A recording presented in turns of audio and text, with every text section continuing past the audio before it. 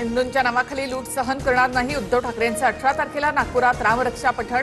फडणवीस सदस्य असलेल्या मंदिराची ठाकरेंकडून निवड. भाजप ठाकरे सेना आमने-सामने येण्याची शक्यता. रामरक्षा नव्हे ठाकरे गट रक्षा पठण. भाजपच्या परिणय फुकेंची टीका. तर अनेक वर्षानंतर ठाकरेंना शहाणपण सुचलं. उदय सामंतांचा टोला.